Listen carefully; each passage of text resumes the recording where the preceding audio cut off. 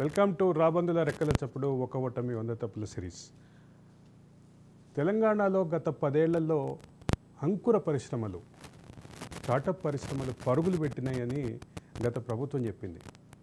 గత 10 ఏళ్లలో మొత్తం దేశం కంటే ఇన్నోవేషన్ అనే కాన్సెప్ట్లో ఇన్నోవేటివ్ పరిశ్రమలు తీసుకురావడంలో ఇండస్ట్రియల్ గ్రోత్ని పరుగులు పెట్టించామని గత ప్రభుత్వం చెప్పింది. అయితే ఇటీవల కాలంలో గత ప్రభుత్వంలో పరిశ్రమలు ఐటీ శాఖల మంత్రికి అత్యంత సన్నిహితుడుగా ఉన్నటువంటి ఐఏఎస్ అధికారి ఒక ఆయన బయటకు వచ్చారు.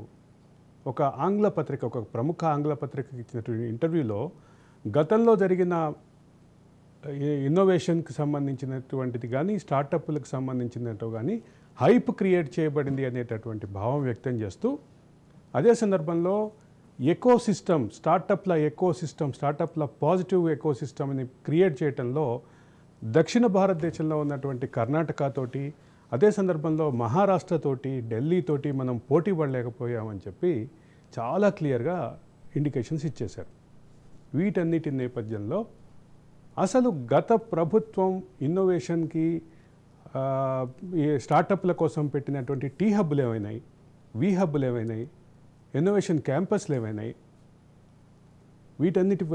వీటన్నిటినీ కేవలం గత ప్రభుత్వంలో అండర్ ట్రైనీ ముఖ్యమంత్రిగా ఉన్నటువంటి కేటీఆర్ని హైలైట్ చేయడానికి, కేటీఆర్ని ఎలివేట్ చేయడానికి మాత్రమే ఉపయోగపడినాయి అనేటటువంటి ప్రశ్న సగటు తెలంగాణవాది, తెలంగాణ ఉద్యమకారుడి మనసులో తలెత్తుతోంది. ఇదంతా ఒక పక్కన పెడితే అసలు ఇన్నోవేషన్ రంగంలో, అదే సందర్భంలో స్టార్టప్ల రంగంలో మొత్తం రేస్లో మన స్థానం ఎక్కడ అని చూస్తే టాప్ 5లో తెలంగాణ లేనటువంటి పరిస్థితి ఉంది. ఈ పరిస్థితిలో ఈ అంశాన్ని ఖచ్చితంగా తీసుకోవాల్సినటువంటి అవసరం భావించి ఈ అంశాన్ని టేకప్ చేయడం జరిగింది. ఈ అంశంపై మనతో మాట్లాడటానికి మనతో పట్టున్నారు శ్రీనివాస్ బండారి గారు, తెలంగాణ సోషల్ మీడియా ఫోరం తరఫున, అదే సందర్భంలో తెలంగాణ ఉద్యమకారులు ఆయన. ఇక వెంకటనారాయణ గారు మనతో పాటు మరొక యంగ్ ఎంటర్ప్రెన్యూర్ కమ్ తెలంగాణ ఉద్యమకారుడు, ఆయన మనతో జాయిన్ అవబోతున్నారు జూమ్ ద్వారా. అట్లాగే వివేక్ గారు ఉన్నారు. వివేక్ గారు స్వతహాగా అడ్వకేట్ అయినప్పటికీ ఒక స్టార్టప్ ప్రారంభించాలనే ఉద్దేశంతో టీ హబ్ కరీంనగర్లో తను ఆఫీస్ పెట్టినటువంటి వ్యక్తి. మరికొందరు కాలర్స్ కూడా మనతో జాయిన్ అవబోతున్నారు. వెంకట్ గారు, మీ దగ్గరే మొదలు పెడదాం. వెంకట్ గారు, వెల్కమ్ టు ద డిబేట్. నమస్కారం సార్. నమస్కారం వెంకట్ గారు. మొత్తం మీద తెలంగాణలో గత 10 సంవత్సరాల పాలనలో ఇన్నోవేషన్ రంగం, అదే సందర్భంలో స్టార్టప్ల రంగం, స్టార్టప్లు పరుగులు పెట్టినాయి. 10 చట్టాలకి ఒకటే పరిష్కారంగా ఒక పాలసీ తీసుకొచ్చాం, ఇన్నోవేషన్ పాలసీ తీసుకొచ్చామని చెప్పి గత ప్రభుత్వం చెప్పినటువంటి పరిస్థితి ఉండింది. ఈరోజు ఆచరణలోకి వచ్చేసరికి ఆ మొత్తం ప్రక్రియకి కీలకంగా ఉన్నటువంటి అధికారి జయేష్ రంజన్ ఈరోజు బయటకు వచ్చి దాని ఫలితాల విషయంలో విరుద్ధమైనటువంటి మాటలు చెప్తున్నటువంటి పరిస్థితి చూస్తున్నాం. వాస్తవంగా ఏం జరిగింది, మీ అభిప్రాయం ఏంటి? సార్, యాక్చువల్గా మనము స్టార్టప్ ఎకోసిస్టమ్ గురించి మాట్లాడే ముందు అసలు ఇండియన్ స్టార్టప్ ఇండస్ట్రీ ఎట్లా ఉంది, ఈ పాలసీ ఎప్పుడు నుంచి వచ్చింది అనేది కొంత మనం తెలుసుకోవాల్సిన అవసరం ఉంది. ఆడిబుల్ అండి? You are very much audible, చెప్పండి. సో 2016లో జనవరిలో మనకి స్టార్టప్ ఇండియా అనే ప్రోగ్రామ్ ని సెంట్రల్ గవర్నమెంట్ తీసుకుని రావడం జరిగింది. అప్పటి నుంచి ఇప్పటి వరకు కూడా చూసినట్లయితే మన ఇండియాలో దాదాపుగా ఒక 93,000 కంపెనీలు స్టార్టప్ ఇండియాలో భాగంగా వారు కంపెనీస్ ని లాంచ్ చేయడం జరిగింది. దాంట్లో యూనికార్న్ కంపెనీస్ అంటే $1 బిలియన్ రెవెన్యూ జనరేట్ చేసిన కంపెనీస్ కూడా కొన్ని ఉన్నాయి. దాదాపు 100కు పైగా కంపెనీలు ఉన్నాయి మన భారతదేశం నుంచి. అదే మన హైదరాబాద్ లో చూసుకున్నట్లయితే గత 10 సంవత్సరాలుగా ప్రభుత్వం ఒక మంచి ఇన్ఫ్రాస్ట్రక్చర్ తయారు చేసింది. టీ హబ్ అని పేరు పెట్టింది. చాలా రంగురంగులు, అంటే చాలా జిగేల్ అన్నట్టుగా మన దగ్గర స్టార్టప్ అనే విభాగాన్ని బయటకు తీసుకొని వచ్చినారు. కానీ చూసినట్లయితే సక్సెస్ మనం ఓన్లీ 6,000 కంపెనీస్ ని మాత్రమే స్టార్ట్ చేయగలిగినాము. దాంట్లో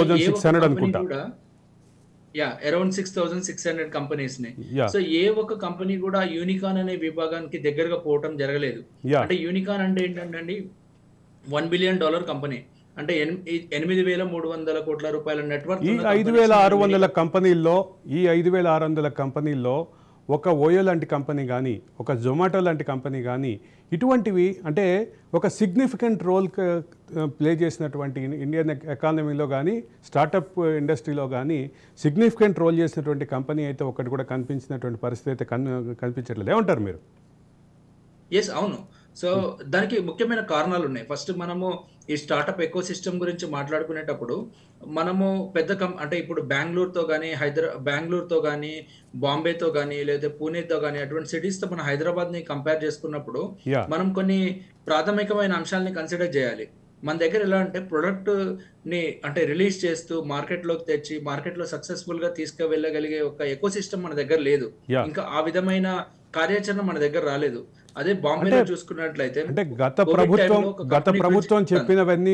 ప్రభుత్వం చేసినవన్నీ పై మెరుగులే తప్ప పూర్తి స్థాయిలో ఇన్ఫ్రాస్ట్రక్చర్ డెవలప్మెంట్ కానీ అదే సందర్భంలో కొత్తగా ఇండస్ట్రీస్ కానీ కొత్త కాన్సెప్ట్ తోటి వ్యాపారాలు చేయడానికి వచ్చినటువంటి ఔత్సాహికులకు కానీ సహకరించేటటువంటి ఎన్విరాన్మెంట్ ఎకాలజీ లేదనేది మీ అభిప్రాయమా?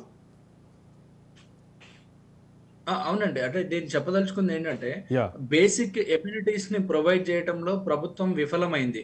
సో అక్కడ ఏదైతే వాళ్ళు ఒక యంత్రాంగాన్ని తయారు చేసినారో ఆ యంత్రాంగంలో నిపుణులు లేరు.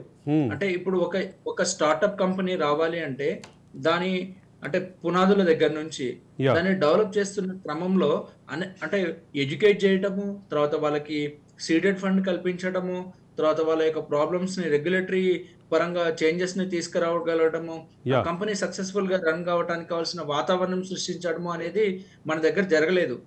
అసలు యాక్చువల్ గా చెప్పాలంటే యంగ్ ఎంటర్ప్రీనియర్స్ వాళ్ళ మెదడులో ఆలోచన ఉన్న వాళ్ళు చాలా మంది టీ హబ్ దగ్గరికి వెళ్తే వాళ్ళు లోపలికి వెళ్ళి వాళ్ళ యొక్క ఐడియాని ప్రజెంట్ చేయలేని పరిస్థితి టీ హబ్ లో కల్పించబడింది.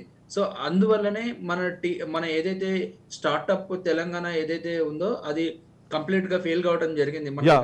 ఒక నిమిషం వెంకటనారాయణ గారు, మీరు అట్లాగే లైన్లో ఉండండి. శ్రీనివాస్ గారు మొత్తం మీద ఒక ఎకో సిస్టమ్ డెవలప్ చేయడం, ఎకో సిస్టమ్ అంటే మనందరికీ తెలిసినటువంటి విషయం, బట్ ఎకో సిస్టమ్ అనే దానికి ప్రేక్షకులు కూడా క్లారిటీ ఇవ్వాల్సిన పరిస్థితి ఉంది.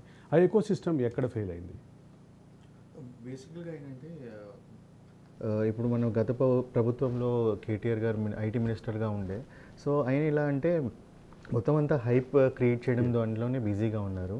అండ్ ఆ హైప్లో ఎలా అంటే ఇది కొత్త కాబట్టి, ఇంకా కొత్తగా ఏర్పడిన రాష్ట్రం కాబట్టి ఆ హైప్కి వాళ్ళు ఏం చెప్పినా కూడా ఏంటంటే ఇప్పుడే మా ప్రభుత్వం ఏర్పడింది, మేము ఇప్పుడే కదా ఇప్పుడే పురుడు పోసుకొని ఇప్పుడే పుట్టాము అనుకుంటూ ఆ నేపథ్యంలో ఏం చేశారంటే వీళ్ళు బిల్డింగ్స్ అని కట్టారు, టీ హబ్ అనుకుంటూ, తర్వాత టీ హబ్ 2 అనుకుంటూ అలా కట్టారు. కానీ ఆ టీ హబ్లో టీ పబ్ లాంటి వర్క్స్ అన్నీ జరుగుతున్నాయి అన్నట్టుగా చాలా టాక్స్. కొత్త మాట చెప్తున్నారు, టీ హబ్లో టీ పబ్. ఇప్పుడు మీరు చూడండి తెలంగాణ మూమెంట్లో నీళ్లు నిధులు నియామకాలు అండ్ జాబ్స్ అన్నారు. యూత్ మెజారిటీగా తెలంగాణ పోరాటంలో ఓయి స్టూడెంట్స్ తీసుకోండి, లేకపోతే కాకతీయ యూనివర్సిటీ, ఇలా యూనివర్సిటీసే కాకుండా ఇంకా ప్రైవేట్ ఇన్స్టిట్యూట్స్ చాలా ఉన్నాయి. ఇప్పుడు బీటెక్ చేసిన వాళ్ళు ఏం చేస్తున్నారండి, ఇప్పుడు వెళ్ళి డెలివరీ జాబ్స్ చేసుకుంటున్నారు.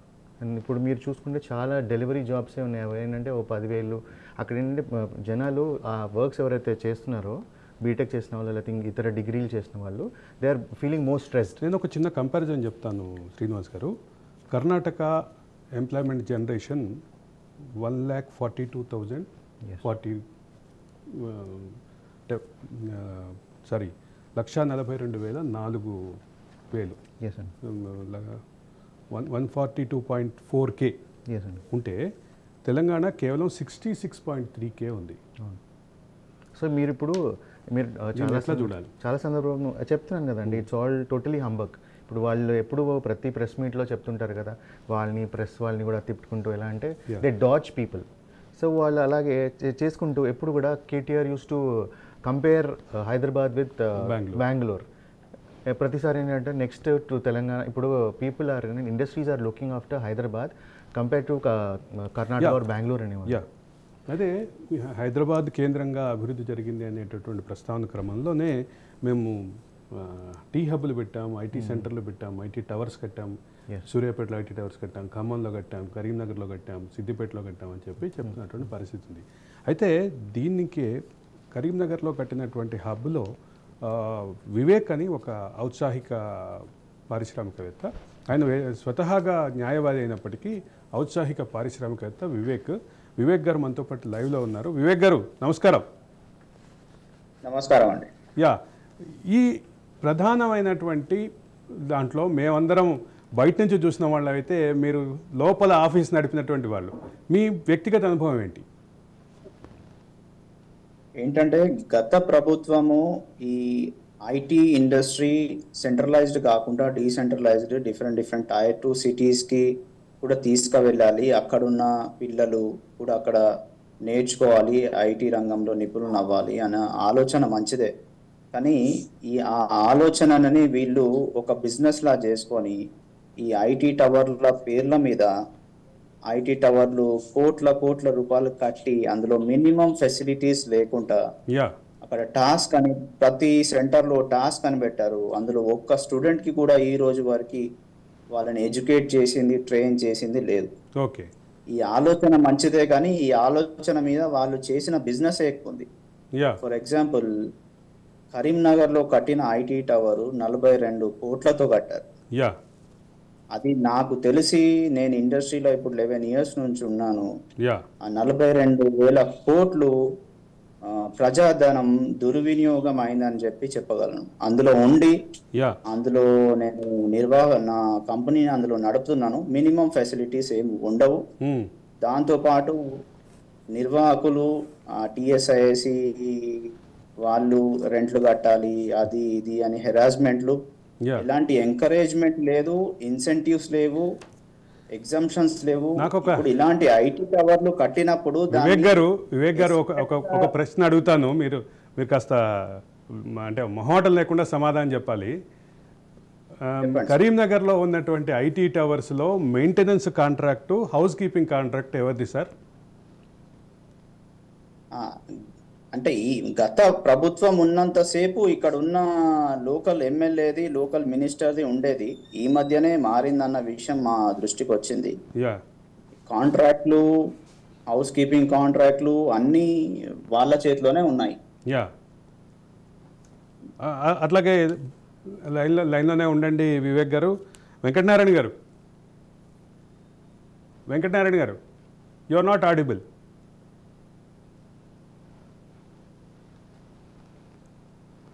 అరవింద్ గారు చెప్పండి. ఇప్పుడు చూసాం కదా, ఒక పక్కన ఉద్యమకారుడు చెప్తున్నటువంటి మాట, ఇంకో పక్కన స్వయంగా కంపెనీ నడుపుతున్నటువంటి వ్యక్తి చెప్తున్నటువంటి మాట. ఈ రెండింటిని చూస్తే ఏమనిపిస్తోంది మీకు? వాస్తవానికి ఒక ఐటీ ఇండస్ట్రీ ఇక్కడ పెరగాలి అంటే దానికి కావాల్సిన వాస్తవిక దృక్పథంతో ప్రభుత్వం ముందుకు వెళ్ళలేదు. ఒకటి, రెండవది దానికి కావాల్సిన పాలసీని వాళ్ళు సృష్టించలేదు.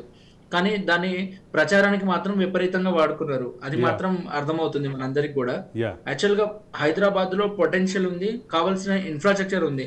కానీ ఏంటంటే దానికి ప్రాపర్ గా గైడ్ చేయడానికి కావాల్సిన లీడర్షిప్ టీమ్ ని కేసీఆర్ ప్రభుత్వం క్రియేట్ చేసుకోలేదు. అంటే ఇప్పుడు టీ హబ్ లో కావచ్చు, లేకపోతే టీ వర్క్స్ లో కావచ్చు.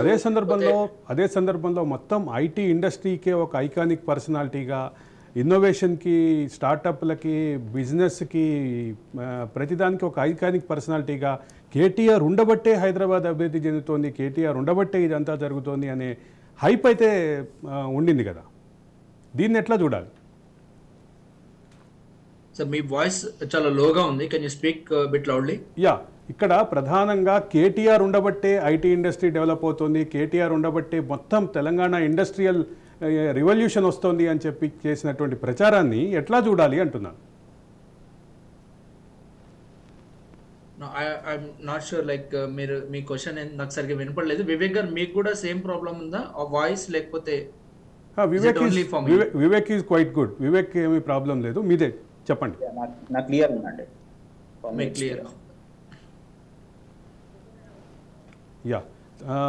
ఒక టీ హబ్ బాధితుడు చైతన్య స్వామి గారు వచ్చారు మనతోటి మాట్లాడటానికి. చైతన్య గారు ఒక ఎలక్ట్రిక్ వాహనాల ప్రాజెక్ట్ తోటి టీ హబ్ను అప్రోచ్ అయ్యారు. ఆయన పర్సనల్ ఎక్స్పీరియన్స్ ఏంటో చూద్దాం. చైతన్య గారు నమస్కారం. నమస్కారం అండి. చైతన్య గారు చెప్పండి, మీ పర్సనల్ ఎక్స్పీరియన్స్ ఏంటి? పర్సనల్ ఎక్స్పీరియన్స్ అనేది ఈ రిక్షాస్ ఉన్నాయి కదండి, ఈ రిక్షాస్ నేను ఢిల్లీలో అవన్నీ బాగా నడుస్తున్నాయి. 200 lakhs వెహికల్స్ ఒక ఢిల్లీలో నడుస్తున్నాయి. అట్లా చాలా చూసి మన దగ్గర నడుస్తాయని తీసుకొచ్చినానండి. అది అన్ని పర్మిషన్స్ రావడానికి ఒక 1 year పట్టింది. నెలకు ₹1,00,000 రెంట్, ఖర్చులు, లోన్స్, ఇంట్రెస్ట్ అన్ని కలిసి ఒక ₹1,00,00,000 నష్టపోయి బిజినెస్ పర్మిషన్ లేదు 1 year వరకు. పాలసీనే లేదంట మన దగ్గర. మొత్తం ఇండియా మొత్తం అన్ని రాష్ట్రాల నుండి మన దగ్గర పాలసీ లేదంట. పాలసీ కూడా మినిస్టర్ గారితో మాట్లాడి పాలసీ తీసుకున్నా కానీ ఆ పాలసీ కాపీ దొరకలేదు. చాలా కష్టాలు పడి నేను ఆథరైజేషన్ తీసుకునేసరికి 1 year అయిపోయింది. బాగా లాస్ అయిపోయినా ఎక్కువ. అదే సందర్భంలో ఎలక్ట్రిక్ వెహికల్స్ అంటే ఇట్లా ఎలక్ట్రిక్ వెహికల్స్ తయారీకి పాలసీ లేదేమో కానీ ఎలక్ట్రిక్ వెహికల్స్ అమ్మకానికి సంబంధించి మొదటి 5,000 వాహనాలకి పూర్తి స్థాయిలో ట్యాక్స్ ఎగ్జామ్షన్ ఇచ్చినటువంటి పాలసీ అయితే టీఆర్ఎస్ ప్రభుత్వం ఘనంగా ప్రకటించింది దాన్ని. వినండి మిగతా వెహికల్స్ ఎలక్ట్రిక్ వెహికల్స్ కాదండి. ఈ రిక్షాస్ మాత్రం 2018లో ఎస్సీ అప్రూవల్ బ్యాన్ చేసి పెట్టారండి. దీంట్లో ట్రాన్స్పోర్ట్ కమిషన్ వాళ్ళు, స్టేట్ ట్రాన్స్పోర్ట్ వాళ్ళు ఇది ఇక్కడ మొత్తం బ్యాన్ చేసి పెట్టారండి. ఎస్సీ అప్రూవల్ అయితే ఇక్కడ. అంటే 10 చట్టాలని 17 అంటే పర్మిషన్స్ని అనుమతుల్ని ఒకటే గొడుక్కి తీసుకొచ్చాం, అంతా సింగిల్ విండోగా చేశాము అని చెప్పి చేసేటటువంటి ప్రకటనని మీకేమీ అదేమి హెల్ప్ఫుల్ కాలేదా? ఇక్కడ అసలు లేదండి. నేను ఒక రిజిస్ట్రేషన్ ఆథరైజేషన్ తీసుకోవడానికి నాకు 1 year టైం పట్టింది. 1 year లో నేను ఇంత లాస్ అయిపోయానంటే నెలకు ₹1,00,000 రెంట్ పే చేసిన, ఒక 60-70 లక్షల మాల్ తీసుకొచ్చిన, లోన్ తీసుకున్న, ఇంట్రెస్ట్ పే చేసిన, ఒక 7-8 మంది పిల్లలకు సాలరీస్ ఇచ్చిన, మొత్తం నేను చెప్తున్నాను ఒక ₹1,00,00,000 లిటరల్ గా నేను లాస్ అయ్యి మొత్తం క్లోజ్ చేస్తున్నా బిజినెస్. అయితే అదే సందర్భంలో మీరు ఈ కాన్సెప్ట్ ని టీ హబ్ కి అప్రోచ్ అయితే, టీ హబ్ కానీ ఇన్నోవేషన్ సెంటర్ కానీ అప్రోచ్ అయితే వాళ్ళ స్పందన ఏంటి? ఇప్పుడు ఇక్కడ ఈ పాలసీ లేనప్పుడు నేను వాళ్ళతో ఎట్లా అప్రోచ్ అవుతాను? 2018లో ఎస్సీ అప్రూవల్ బ్యాన్ చేసి పెట్టారు ఈ వ్యక్తి. ఓకే, లక్కీగా ఏంటంటే నా వెహికల్స్ నా కంపెనీ వాళ్ళు 2018 కంటే ముందు ఎస్సీ అప్రూవల్ అయింది కనుక నేను దాన్ని కనీసం పర్మిషన్ తీసుకోగలిగిన. పర్మిషన్ తీసుకోవడానికి నాకు 1 year పట్టింది.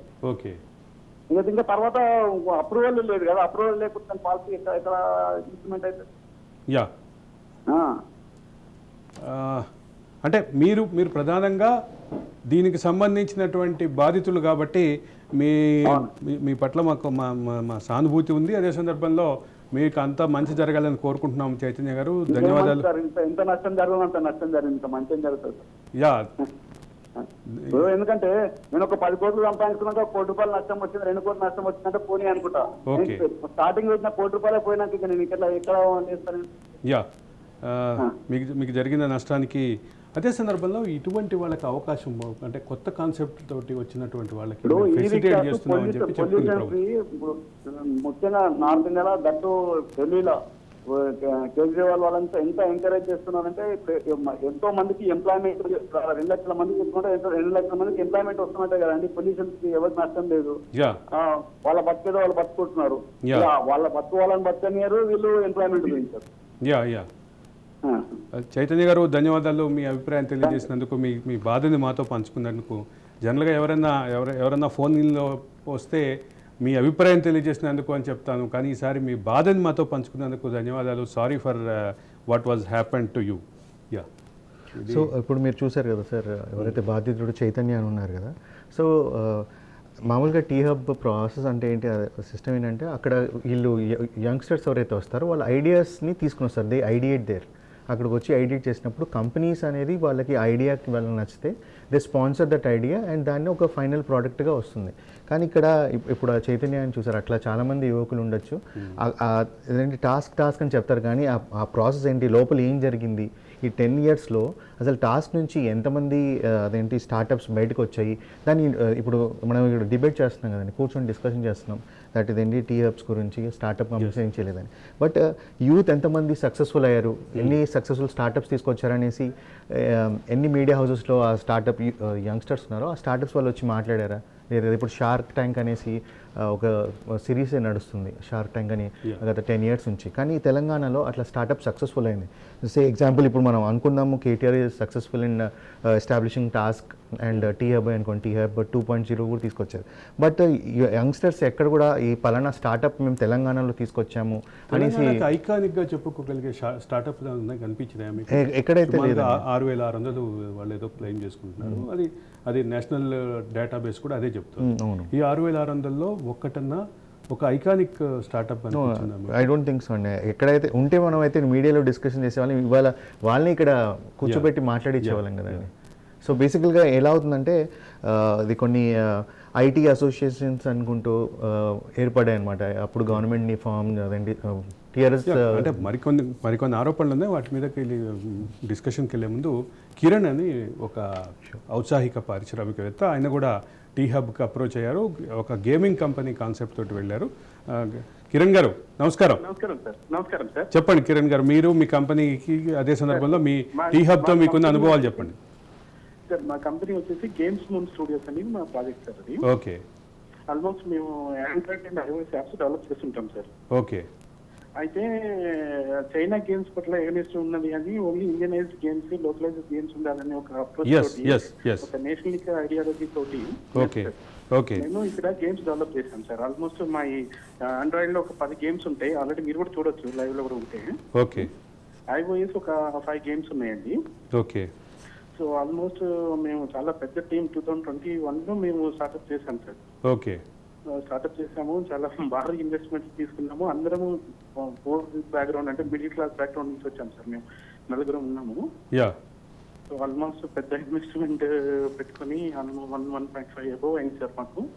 ఓన్లీ ఎంప్లాయీస్కి ఇవ్వడానికి శాలరీస్ అవన్నీ మేము భారీగా ఇచ్చి డెవలప్ చేయించాం సార్. మీరు చూడొచ్చు, మీరు డైరెక్ట్ గా మాకు ఇప్పుడు 10 ఆండ్రాయిడ్ యాప్స్ ఉన్నాయి, ప్లస్ 5 ఏమో ఐఓఎస్ యాప్స్ ఉన్నాయి సార్. ఓకే. అయితే ఇలా జరుగుతున్న క్రమంలో మేము మాత్రం టీ హబ్ కి అప్రోచ్ అయ్యాం సార్. క్లియర్ గా టీ హబ్ కి అప్రోచ్ అయ్యాం, కానీ వాళ్ళు ఫస్ట్ అక్కడికి వెళ్ళినప్పుడు కొంతమంది ఆఫీసర్స్ మీరు ఆన్లైన్ లో అప్లై చేసుకోవాలన్నారు, కొంతమంది అక్కడికి ఆన్లైన్ లో అప్లై చేసుకుంటే డేటాబేస్ లో లేదన్నారు. ఆల్మోస్ట్ చాలా ట్రై చేసాం సార్ మాది, ఇది మేము టీ హబ్ కి రీచ్ కావడానికి. బట్ అంటే వాళ్ళకు అంటే స్పెసిఫిక్ పీపుల్ కి మాకు అర్థమైంది ఏంటంటే సార్, వెరీ క్లియర్ గా స్పెసిఫిక్ పీపుల్ మాత్రమే అక్కడికి రీచ్ కాగలుగుతున్నారు అనేది అర్థమైంది. ఇంకా వేరే రకాలుగా అంత ప్రాక్టీస్ చేసే శక్తి లేదు సార్ మా దగ్గర. అంటే అక్కడ పైరో తీయించుకునే అంత స్థాయిలో మాకు లేకుండే. అందుకోసం ఇంకా మేము చాలా ట్రై చేసి అక్కడ ఎందుకు ఉండాలనుకున్నామంటే సార్, యాక్చువల్గా మాది ఒక అంటే ఐటీ బేస్డ్ కాబట్టి కొంచెం మార్కెటింగ్ ఈజీ అయిపోతుంది మాకు. యాక్చువల్గా మేము ఏమిటంటే సార్, ఇప్పుడు మార్కెటింగ్ కానీ అదే సందర్భంలో ఎక్స్పాన్షన్ కు ఉండేటటువంటి నిధుల సమస్య కూడా ఉండదని మీరు భావించారు. ఎక్స్పాండ్ చేయాలనే ఆలోచన ఉంది సార్. ఎందుకంటే ఒక ఐటీ కంపెనీగా మేము మా దగ్గర ఉన్నంత వరకు మాక్సిమం చేసాం సార్. మాక్సిమం అంటే చివరికి మేము ఆస్తులు కూడా అమ్ముకునే పరిస్థితి ఉంది సార్. అంటే 4 కూడా కొంత ఫిక్స్డ్ అసెట్స్ ని వాటిని తీసేయాల్సి వచ్చింది. అయినా కూడా సాలరీస్ పే చేసాము. లాంగ్ టర్మ్ లో అది మాకు చాలా ఇబ్బంది అయింది, క్లోజ్ చేసాం సార్. ఇప్పుడు ఓన్లీ లైవ్ లో ఉన్నాయి మీకు యాప్స్. కొత్త ఏం డెవలప్మెంట్ చేస్తలేము సార్. ఎందుకంటే ఇంకా మాకు ఎటువంటి అంటే మేము గవర్నమెంట్ నుంచి మాక్సిమం ట్రై చేసాం సార్. ఏమైనా కొంచెం మాకు ఏమైనా స్పేస్ దొరుకుతుందా, మరి ఏమైనా ప్రోత్సాహం దొరుకుతాయి అని ట్రై చేసాం sir. But no use sir. చివరికి మేము కేటీఆర్ సార్ దగ్గర కూడా పోవాలని ప్రయత్నం చేసాము. బట్ అది మాకు ఒక అందరి ద్రాక్ష లాగానే తేలిపోయింది సార్. అక్కడికి పోవాలంటే మినిమం రేంజ్ ఉండాలని అర్థమైపోయింది సార్. అంటే ఆయన ఎప్పుడు చెప్తారు ఐఎమ్ జస్ట్ ఎ ట్వీట్ అవే అని, ఆ రకమైన ప్రయత్నం చేయలేదా? మరి చెప్పుండొచ్చు సార్. కాకపోతే మేమైతే వెరీ అంటే మేమందరం పూర్ బ్యాక్గ్రౌండ్ నుంచి ఉన్నాము. మరి మా బట్టలు చూసి లోపలికి కూడా రానిలేదు సార్. ఓపెన్ చెప్పాలంటే అసలు మధ్యతరగతి వాడు కంపెనీ ప్రారంభించాలన్న కళ నెరవేర్చడం కోసమే ఇవన్నీ టీ హబ్ అని పెట్టారని చెప్పారు ఆయన. అదే నమ్మి మేము కూడా ప్రయత్నం చేశాం సార్. నిజానికి నేనొచ్చి చాలా సిన్సియర్ గా ట్రై చేశాను సార్. అప్లికేషన్ తీసుకోవడం లేదు సార్.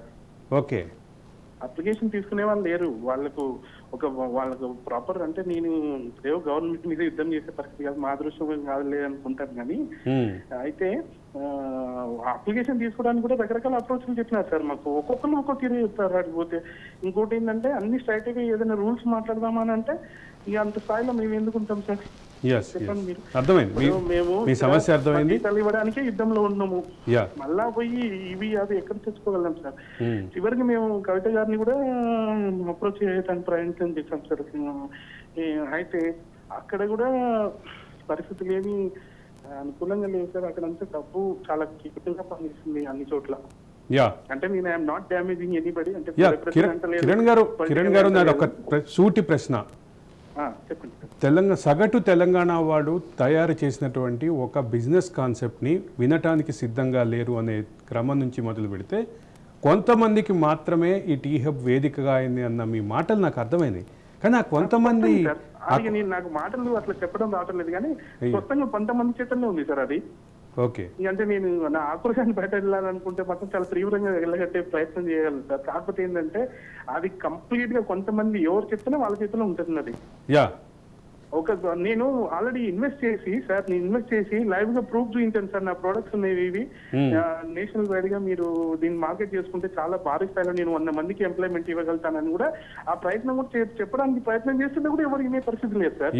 మీ ఇన్వెస్ట్మెంట్ రేంజ్ ఎంత అర్థమైంది సార్? నేను ఇప్పుడు ఒక చిన్న కుటుంబానికి చెందిన వాళ్ళని ఒక 4 కలుసుకొని ₹1 కోటి 1.5 వరకు మేము ఇన్వెస్ట్ చేసాం అంటే అప్రూవ్ చేసాం. ఇప్పుడు మాకే మీరు మినిమం ఇంత పెట్టగలుగుతారా అని అడిగితే నేను ఏం చెప్పగలుగుతా సార్?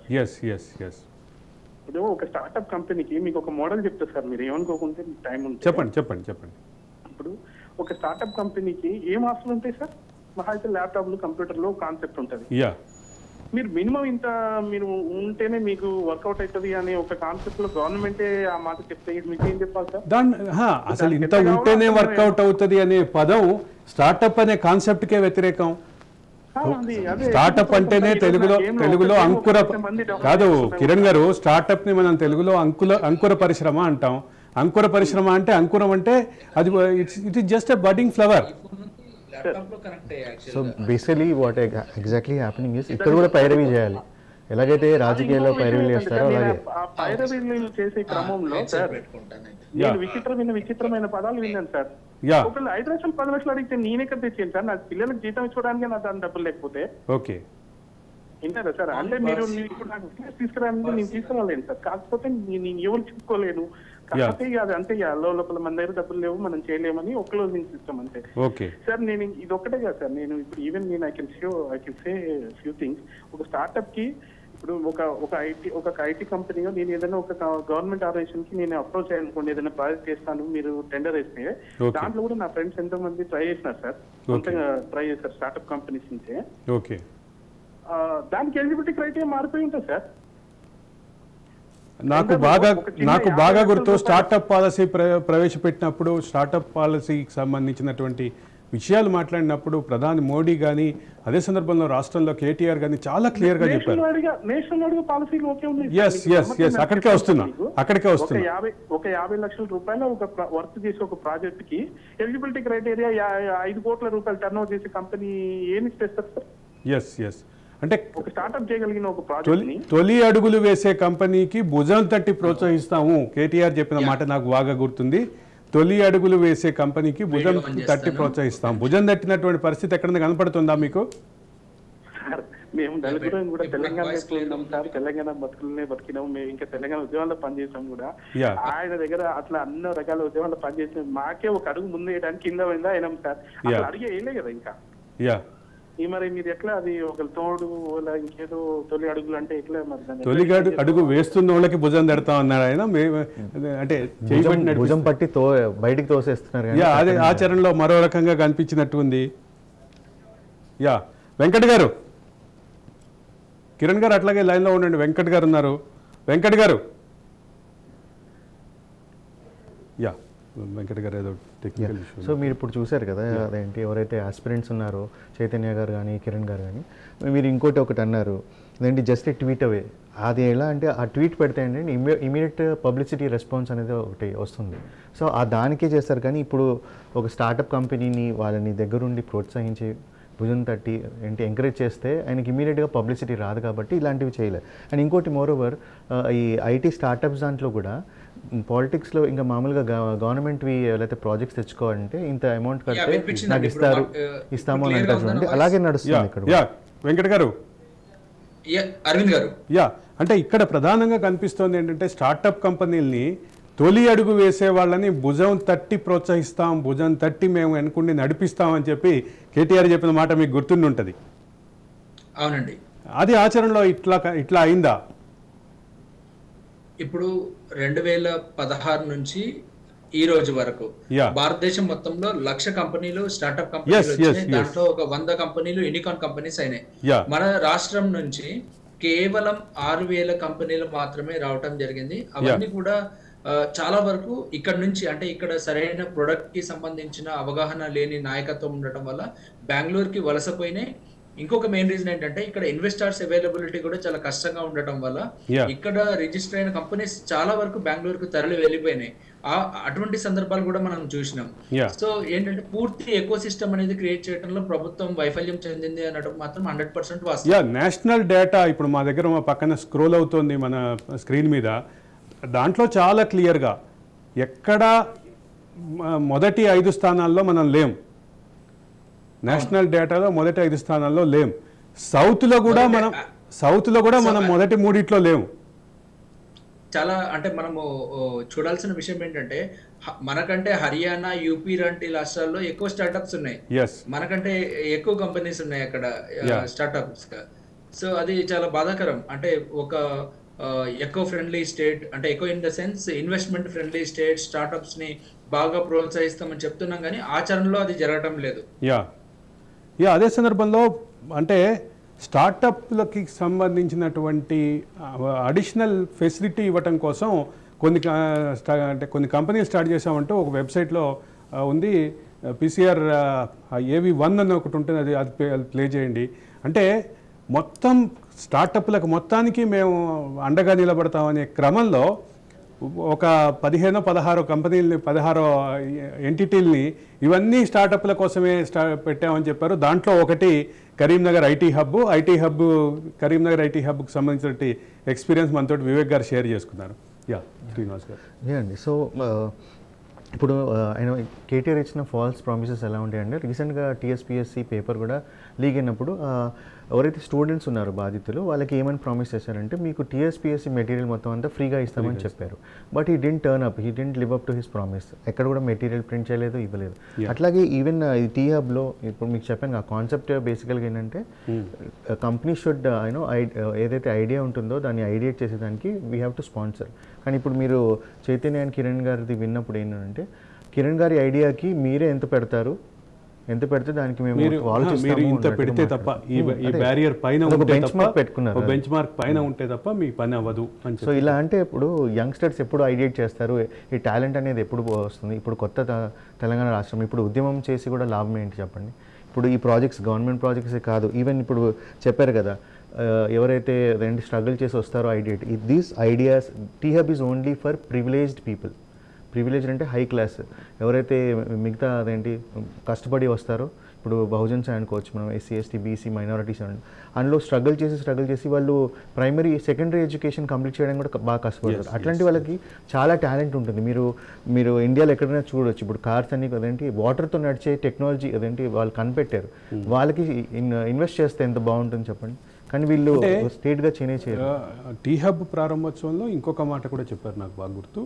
మేము కొత్త ఐడియాలతోటి వచ్చినటువంటి, ఇన్నోవేటివ్ ఐడియాలతోటి వచ్చినటువంటి, క్రియేటివ్ ఐడియాలతోటి వచ్చిన వాళ్ళకి ఇన్వెస్టర్స్ కూడా అక్కడ కలిసేందుకు ఇది ఒక వేదిక అవుతుంది అని చెప్పి చెప్పడం వరకే అండి. కానీ అక్కడ ఏం జరిగిందో ఏంటో కూడా చెప్పండి. ఈ పాయింట్ గురించి నేను ఒక ఇన్పుట్ యాడ్ చేస్తాను అరవింద్ గారు. సో స్టార్ట్అప్ పార్ట్నర్షిప్ ఆపర్చునిటీ అని చెప్పి ఆ రోజు వాళ్ళు పేర్కొనడం జరిగింది. కానీ when it comes to implementation ఎక్కడ కూడా అది జరగలేదు. మీరు ఫర్ ఎగ్జాంపుల్ ఇప్పుడు మనం మాట్లాడిన కిరణ్ గారితో కావచ్చు, లేకపోతే స్వామి గారితో చూసినట్లయితే వాళ్ళు కనీసం వాళ్ళు T-Hub యొక్క మెట్లెక్కి లోపలికి వెళ్ళి వాళ్ళొక ఐడియాని ప్రజెంట్ చేసే యొక్క వాతావరణాన్ని కానీ అటువంటి లేయర్స్ కానీ సృష్టించలేదు. ప్రతి ఒక్కటి కూడా కేటీఆర్ ని ఫోకస్ చేసుకుంటూ కేటీఆర్ చుట్టూ తిరగడం జరిగింది.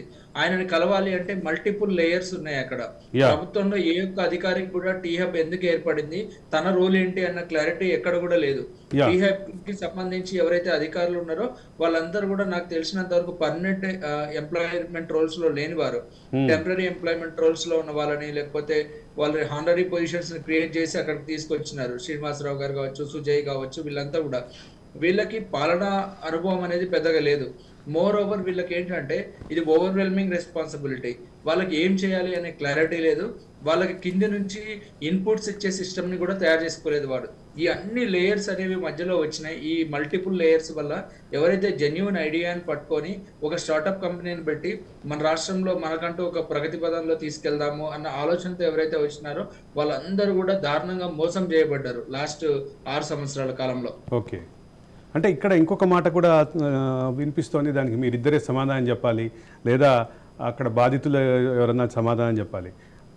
అక్కడ ఈ ఫెసిలిటీ మొత్తం చూడాల్సినటువంటి వ్యక్తులు వేరే వ్యాపకాల్లో వేరే వ్యవహారాల్లో బిజీ ఉండటం మూలంగా కొంత అన్యాయం జరిగిందనే మాట, దీన్ని ఎట్లా చూడాలి? ఒక వ్యక్తి అయితే సినిమా ప్రొడక్షన్ రంగంలోకి వెళ్ళిపోయారని రకరకాల మాటలు అయితే వినిపిస్తున్నాయి. దీన్ని ఎట్లా చూడాలి? మీరు చెప్పింది 100% వాస్తవం. ఇప్పుడు మనము టీ వర్క్స్ గురించి మాట్లాడుకున్నాము, దానికి సుజయ్ కారంపూర్ గారు అతను 3 పోర్ట్ఫోలియోని మెయింటైన్ చేసినారు.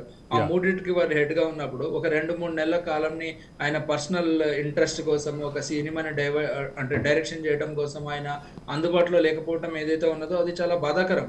సో ఒక ఎయిమ్ తో పెట్టిన ఆర్గనైజేషన్ ని వారు లీడ్ చేస్తున్నప్పుడు కొంతమందికి ఒక ఎగ్జాంపుల్ గా ఉండాల్సిన వ్యక్తి, రోల్ మోడల్ గా ఉండాల్సిన వ్యక్తి తన యొక్క పర్సనల్ ఇంట్రెస్ట్ కోసం ఒక 2-3 నెలలు ప్రజలకు అందుబాటులో లేకపోవటము, యువకులైన పారిశ్రామికవేత్తలకు అందుబాటులో లేకపోవటం అనేది క్షమించరాని విషయం.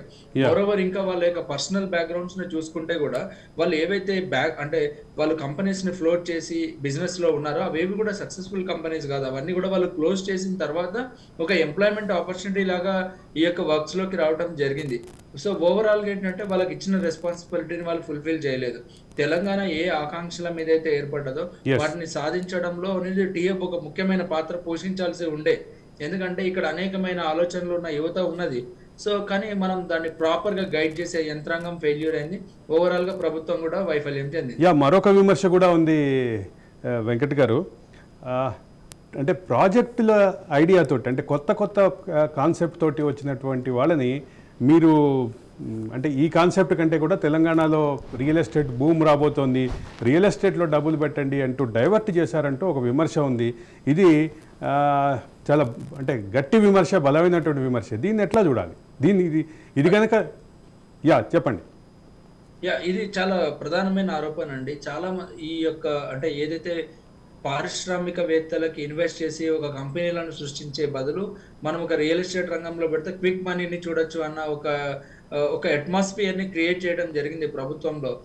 చాలా వరకు ఎన్జిఓస్ కి సంబంధించి ల్యాండ్ అలాట్మెంట్స్ జరిగిన, కంపెనీలకు సంబంధించి ల్యాండ్ అలాట్మెంట్స్ జరిగిన, ప్రభుత్వంలో ఉన్న కొంతమంది పెద్దలు లేకపోతే మంత్రులు కావచ్చు, లేకపోతే వారి స్థాయిలో ఉన్న ఇంకా వారి చుట్టుపక్కల ఉన్న ఎవరైతే సెకండ్ లేయర్, థర్డ్ లేయర్స్ ఉన్నారో వాళ్ళంతా కూడా ప్రముఖంగా రియల్ ఎస్టేట్ బిజినెస్ లో ఉన్నారు. వాళ్ళందరి వల్లనే ఈరోజు మనం హైదరాబాద్ చుట్టుపక్కల ప్రాంతాల్లో విపరీతమైన దాన్ని ఏమంటారంటే ల్యాండ్ యొక్క ప్రైస్ ని పెంచడం జరిగింది. ఈరోజు సామాన్యుడికి ల్యాండ్ కూడా అందుబాటులో లేకుండా పోయింది ఒక సొంత ఇల్లు కట్టుకోవాలంటే. దాని అన్నిటికీ కారణం మీకు విచ్చలవిడి అవినీతి జరిగింది ప్రతి రంగంలో. ఆ అవినీతి జరిగిన మనీ మొత్తాన్ని తీసుకొచ్చి రియల్ ఎస్టేట్ రంగంలో హైదరాబాద్ లో పెట్టడం జరిగింది. సో మీరు కరెక్ట్ అండి. యాక్చువల్గా ఇదేంటి, మెయిన్గా ఐటీ డైరెక్టర్ ఉన్నారు దిలీప్ కొంతం గారు. ఆయన మొత్తం వర్క్ చేయాల్సింది ఏంటంటే ఆయన పార్టీకి ఐటీ వింగ్ ఏర్పాటు చేశారు అంతే. దాని తప్పితే ఇంకా ఆయన ఏంటి సక్సెస్ స్టోరీస్ ఏమీ లేవు. ఆ ఐటీ వింగ్లో మళ్ళీ క్రిషాంక్ మన్ని అని, దినేష్ చౌదరి అని, సతీష్ రెడ్డి అని వీళ్ళని చేసుకొని వీళ్ళందరూ కుమ్మకై, మీరు ఇందాక చెప్పారు కదా రియల్ ఎస్టేట్, అది టాక్ బాగానే ఉంది. దాంట్లో ఆ రియల్ ఎస్టేట్లో ఏం చేశారంటే రియల్ ఎస్టేట్ ఇన్వెస్ట్ చేసి ఈ డబ్బులంతా అక్కడ పోయి ఒక ఫేక్ రేట్ జరిపించుకొని ఆ డబ్బులంతా కొట్టేసినది, అది టాక్ బాగా నడుస్తుంది. అది దాని మీద ఒక ఎంక్వైరీ చేస్తే ఉన్న వాస్తవాలన్నీ కూడా బయటకు వస్తాయి. అంటే ఒక ఫేక్ హైప్ క్రియేట్ చేయడానికి టీ హబ్ని కూడా వేదికగా వాడుకున్నారు అనేది ప్రధానమైనటువంటి విమర్శ. దీనికి రిలవెంట్ సబ్జెక్ట్ కాకపోయినప్పటికీ టీ హబ్ దానికి వేదిక కావటం మాత్రం కొంచెం ఇబ్బందికరంగా అనిపించేటటువంటి పరిణామమే. ఏమంటారు వెంకట్ గారు? 100%. నాట్ ఓన్లీ టీ హబ్ కి పక్కన వాళ్ళు పెట్టుకున్న ఇన్నోవేషన్ సెల్స్ కావచ్చు, లేకపోతే తెలంగాణ ఏఐ మిషన్ అని ఒకటి పెట్టినారు, తర్వాత చాలా సైబర్ సెక్యూరిటీకి సంబంధించినవి పెట్టినారు, రిచ్ అని ఒకటి పెట్టినారు. ఈ యొక్క మల్టిపుల్ ఆర్మ్స్ ని క్రియేట్ చేసినారు కానీ వాటి ఎగ్జిక్యూషన్ లో మొత్తం ఫెయిల్ అయిపోయినారు.